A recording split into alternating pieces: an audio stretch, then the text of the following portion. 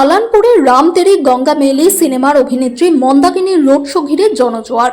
বারাবণী বিধানসভা কেন্দ্রে নির্বাচনী প্রচারের শেষ দিনে বলিউডের গ্ল্যামার কুইন তথা প্রবীণ অভিনেত্রী মন্দাকিনী তৃণমূল কংগ্রেস প্রার্থী বিধান উপাধ্যায়ের সমর্থনে একটি বিশাল মেগা রোড শো করলেন।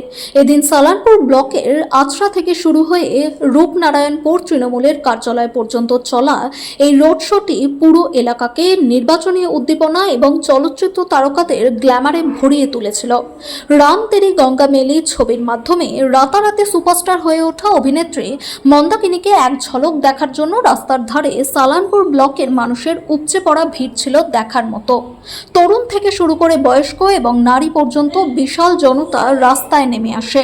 অভিনেত্রীর রাস্তায় পেরোতেই সাধারণ মানুষ পুষ্পবৃষ্টি করেন। অভিনেত্রীর ব্যক্তিত্ব এতটাই আকর্ষণীয় ছিল যে কেউ কেউ তার সঙ্গে সেলফি তোলার জন্য উদগ্রীব হয়ে উঠেছিলেন, আবার কেউ কেউ শুধু তার সঙ্গে হাত মেলানোর জন্যই রীতিমতো লড়াই করছিলেন।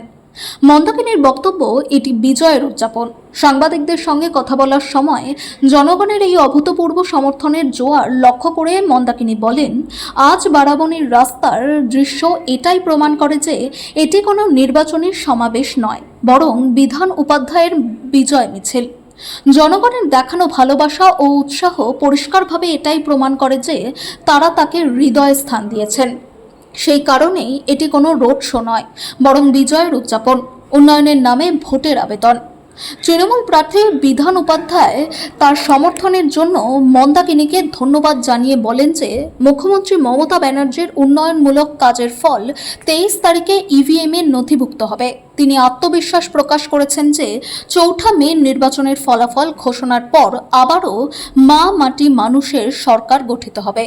এই মেগা শোতে সালানপুর ব্লক তৃণমূল কংগ্রেস সভাপতি মোহাম্মদ আরমান, সহসভাপতি ভোলা সিং, তৃণমূল মহিলা কংগ্রেস সভাপতি অপর্ণা রায়, দলের ঊর্ধ্বতন নেতারা এবং হাজার হাজার দলীয় কর্মী উপস্থিত ছিলেন।